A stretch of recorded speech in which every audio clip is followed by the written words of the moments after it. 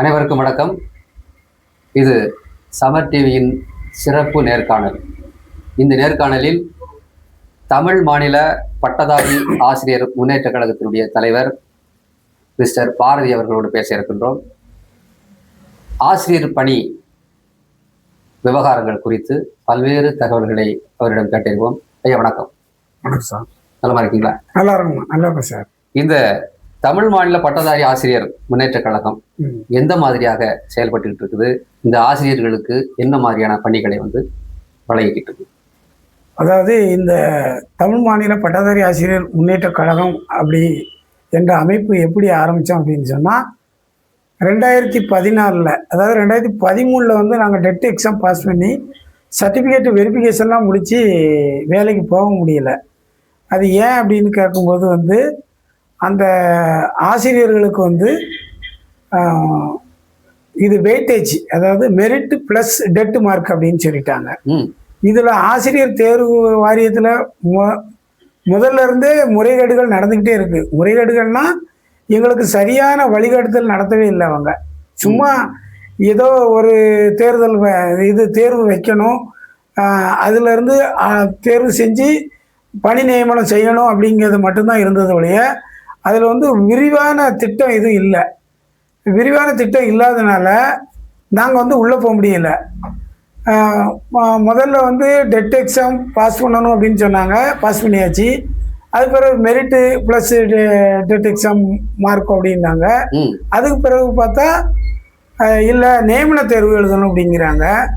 இப்போ ஆரம்பத்துலேருந்தே ஒரு பெரிய குளறுபடியாக இருக்குது. அதனால் நாங்கள் இதை ஏன் ஸ்டார்ட் பண்ணோம் அப்படின்னா, நாங்கள் ஏற்கனவே ஒரு ஸ்டேட் போர்டு எக்ஸாம் 10th எழுதியிருக்கோம். அப்புறம் ஸ்டேட் போர்டு 12th எக்ஸாம் எழுதியிருக்கோம். அப்புறம் தமிழ்நாடு கல்வியியல் கல்லூரியில் பிஎட் பண்ணியிருக்கோம். அதுக்கு முன்னாடி டிகிரி ஒன்று பண்ணியிருக்கிறோம். ஒரு பேச்சுலர் டிகிரி ஒன்று பண்ணியிருக்கோம். அது ஒரு வைஸ் சான்சலர் அதில் கையெழுத்து போட்டு கொடுத்துருக்காங்க. நீங்கள் டிகிரி பாஸ் பண்ணிட்டீங்க, ஃபஸ்ட் கிளாஸு செகண்ட் கிளாஸு அப்படின்னு எங்களுக்கு சர்டிஃபிகேட் கொடுத்துட்டாங்க.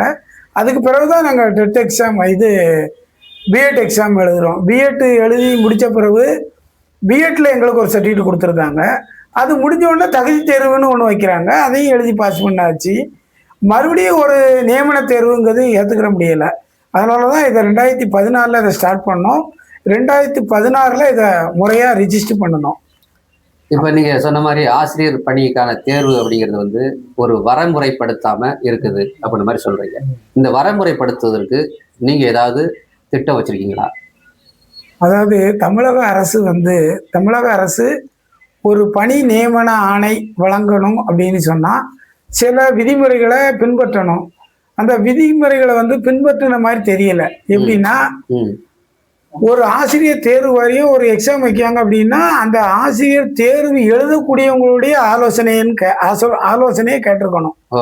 அது கேட்காம அரசாங்கத்தில் ஏற்கனவே பணியில் இருக்கவங்களுடைய ஆலோசனையை கேட்டு அல்லது உயர் அதிகாரிகளுடைய ஆலோசனையை கேட்டு இந்த தேர்வு வச்சதுனால தான் இவ்வளவு குளறுபடி வந்தது. இது எங்களை மாதிரி ஆட்களோட ஆலோசனை பண்ணி இந்த தேர்வை நடத்தியிருந்தா இது கரெக்டாக போயிருக்கும் அப்படின்னு நினைக்கிறேன். ஆமா. இப்ப ஆசிரியர்களுக்கான அந்த ஊதியம் அப்படிங்கிறது இப்ப குழப்பங்கள் இருக்குது. இதை எப்படி வரமுறைப்படுத்துறாங்க? இப்போ ஆசிரியருடைய ஊதியம் தமிழக அரசை பொறுத்தளவுக்கு நல்ல ஊதியம் தான். அவங்களுக்கு ஒரு குழப்பமும் கிடையாது. தமிழக அரசு வழங்கக்கூடிய ஆசிரியர் சம்பளங்கிறது சரியான சம்பளம் தான். தனியார் பள்ளிகளில் வேலை பார்க்கவங்களுக்கு தான் எங்களுக்கு சம்பளத்தில் குளறுபடி. அதில் நாங்கள் ஒரு டிகிரி முடித்து பிஎட் முடித்து மாஸ்டர் டிகிரி முடித்து எம்எட் முடித்து எக்ஸாம் டிஆர்பி எக்ஸாம் எல்லாம் பாஸ் பண்ண பிறகு அங்கே போய் நாங்கள் சம்பளத்தை பார்த்தீங்கன்னா ரொம்ப குறைவாக இருக்கிறது. அதாவது 10,000 ஒரு 50,000 வரைக்கும் கொடுக்குறாங்க. அந்த 50,000 சம்பளம் அப்படிங்கிறது நிர்வாகத்துக்கு சம்பந்தப்பட்ட ஆளுகளுக்கு தான் 50,000, 60,000, 1 லட்சம் சம்பளம். இந்த தனியா எங்களை மாதிரி புதுசா போறவங்களுக்கு அவ்வளவு சம்பளம் இல்லை. அது 10,000, 15,000, 20,000 கூடுதல் சம்பளம் தான். இந்த சம்பளமே முறைப்படுத்தி வழங்கப்படவில்லை. இப்ப இதை வரமுறைப்படுத்துவதற்கு அரசு எதுவும் திட்டம் வச்சிருக்காங்களா? இல்ல இதை எப்படி சரிப்படுத்துறது? இது அரசு வந்து நடைமுறைப்படுத்தலாம். அதாவது எப்படின்னா, இவங்க தான் வந்து பள்ளிக்கூடங்களுக்கு, அப்ப தனியார் பள்ளிகளுக்கு அப்ரூவல் கொடுக்காங்க, அங்கீகாரம் வழங்குறாங்க. அந்த அங்கீகாரம் வழங்கும் போது பள்ளிக்கூடம் எப்படி இருக்கணும், அல்லது அந்த வகுப்பறை எப்படி இருக்கணும், அந்த விளையாட்டு மைதானம் எப்படி இருக்கணும், அல்லது இந்த லேபு, அப்புறம் வந்து லைப்ரரி, அப்புறம் ஸ்டூடெண்ட்ஸுக்கு தேவையான அனைத்து உபகரணங்களும் அங்கே இருக்கா, இன்ஃப்ராஸ்ட்ரக்சர் இருக்கான்னு பார்த்து தான் அந்த அங்கீகாரம் வந்து வழங்குதாங்க. அந்த அங்கீகாரம் வழங்கும் போது எந்த மாதிரியான ஆசிரியர்களை நீங்க நியமனம் பண்றீங்க, எந்த அடிப்படையில பண்றீங்க, என்ன சம்பளம் கொடுக்குறீங்க அப்படிங்கிறத அரசாங்கம் கேட்கலாம் அப்படிங்கிறது என்னுடைய கருத்து. நிச்சயமா. இப்ப உங்களுடைய தமிழ் மாநில பட்டதாரி ஆசிரியர் முன்னேற்ற கழகம் வந்து தொடர்ச்சியா வைத்த கோரிக்கைகள் வந்து இன்றைக்கு தமிழ்நாடு அரசு பணி நியமனம் ஆசிரியர்களுக்கு கொடுத்திருக்காங்க. இது குறித்து உங்களுடைய கருத்து? அதாவது யானை பசிக்கு சோலை பொறின்னு சொல்லுவாங்க. இப்ப நாங்க வந்து 28 லட்சம் பேர் இருக்கோம். சரி. 28 லட்சம் பேருடைய வாழ்வாதாரத்தை பத்தி பேசும்போது நாங்க ஒரு 2000 பேருக்கு போஸ்டிங் போட்டுருவோம். 2000 பேருக்கு வந்து டிஆர்பி எக்ஸாம் வச்சு நாங்க வந்து தொகுப்பு விதி அடிப்படையில வேலை வாய்ப்பு அளிக்க போறோம் அப்படின்னு சொல்றது வந்து அது ஏற்புடையது அல்ல. எல்லாருக்கும் வேணும். அப்ப அனைவருக்கும் வேணும் அப்படின்னா ஒரே நாளையில எல்லாருக்கும் 28 லட்சம் பேருக்கும் சம்பளம் வேலை கொடுத்துட முடியாது.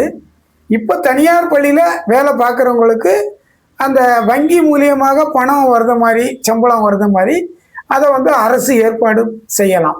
இப்போ அத்தனை பேருக்கான, இப்போ 28 லட்சம் பேர் இருக்காங்கன்னு சொல்றீங்க. இப்போ எத்தனை பேருக்கான பணிக்கான காலி இடங்கள் இருக்கா? அதாவது 28 லட்சம் பேர் முடிச்சிருக்கோம், அதுக்குள்ள காலி பணியிடங்கள் இல்லை.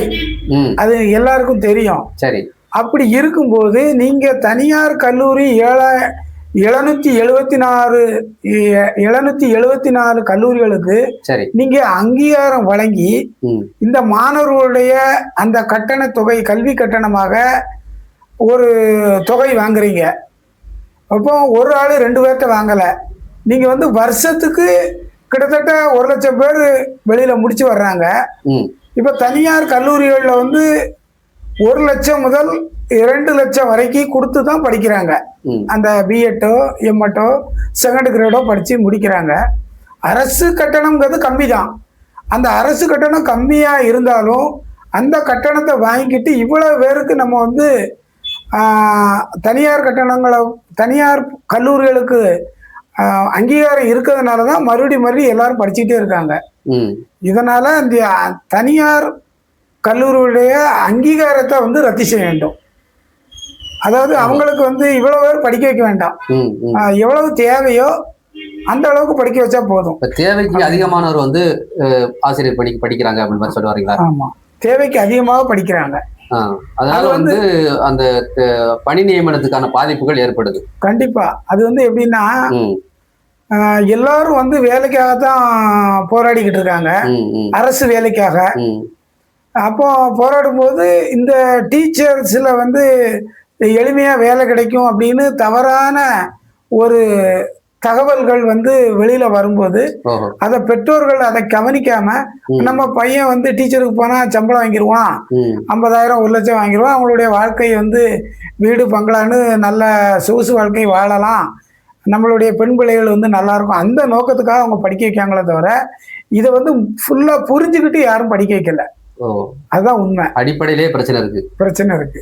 இப்ப இந்த 2000 பேருக்கான அந்த பணி நியமனம் அப்படிங்கிறது ஏன் முதல் கட்டமா இதை நம்ம எடுத்துக்கூடாது?